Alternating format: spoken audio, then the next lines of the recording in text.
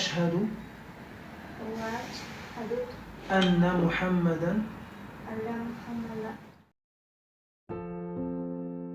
Assalamualaikum warahmatullahi wabarakatuh. Geliat dakwah musim Peru. Penguatan peran umat muslim didukung konstitusi negara. Laman edu.gov menyebutkan, konstitusi Peru memberikan kebebasan beragama kepada warga negaranya.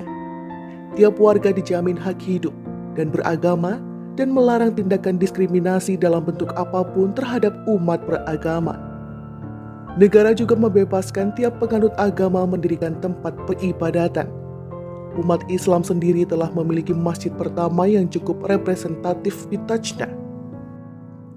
Masjid ini bernama Masjid Babul Islam. Demikian pula di Lima terdapat masjid sebagai pusat peribadatan sekitar 400 umat Islam di sana. Begitu pula dalam pendidikan keagamaan, negara mengizinkan pengelolaan sekolah agama bagi tiap komunitas agama. Terhadap siswa muslim yang menempuh pendidikan di sekolah non-muslim, mereka diberi kesempatan menyusun program pembelajaran agama sesuai kepercayaannya. Namun ada ganjalan. Penganut agama minoritas termasuk Islam masih dikenakan pungutan pajak bagi kegiatan kerohanian. Misalnya, bantuan dari luar negeri, baik dari organisasi maupun negara asing, akan dikenakan pajak yang tidak sedikit. Ini berbeda perlakuan terhadap pemeluk Katolik. Kondisi itu karena Katolik merupakan agama terbesar, mencakup lebih dari 85% dari populasi penduduk. Gereja Katolik pun diakui sebagai elemen penting dalam sejarah negara dan telah berperan dalam kehidupan masyarakat. Karena itulah, gereja kerap memperoleh kemudahan pajak. Selain itu, keistimewaan diberikan pada bidang pendidikan, tenaga kerja, pembangunan, sarana ibadah, dan sebagainya. Namun, secara umum, hampir tidak ada permasalahan terkait kehidupan beragama, kendati pernah muncul sikap curiga terhadap Islam setelah terjadinya peristiwa 11 September. Data pada laman Islamic Bulletin mengungkapkan terdapat sekitar 400 umat muslim di ibu kota Lima. Sebagian besar adalah imigran asal Palestina dan Syria. Mereka datang dan menetap di Peru demi memperoleh taraf kehidupan yang lebih baik. Alhamdulillah, mereka mendapatkan apa yang diharapkan. Sebagian pendatang kini menjadi pengusaha dan pedagang yang cukup berhasil. Mereka orang-orang yang hangat, terbuka, dan bersedia membantu sesama yang membutuhkan, urai laman tersebut.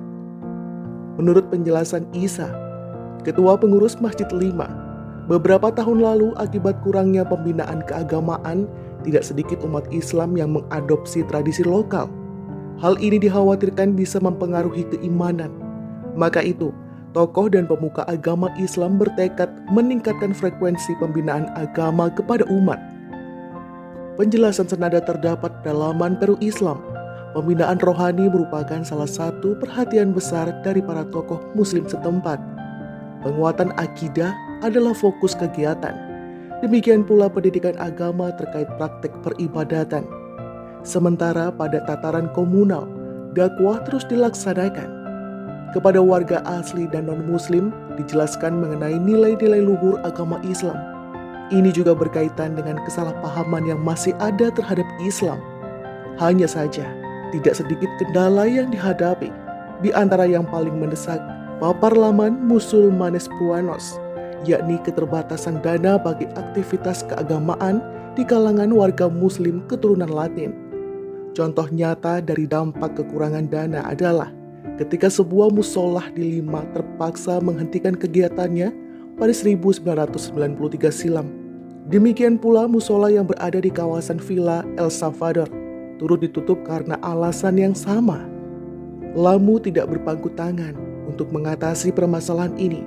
Organisasi keislaman ini berusaha membuka kembali musholah-musholah tadi agar menjadi tempat ibadah dan kegiatan bagi umat muslim Latin. Masalah ini tentu membutuhkan perhatian bersama.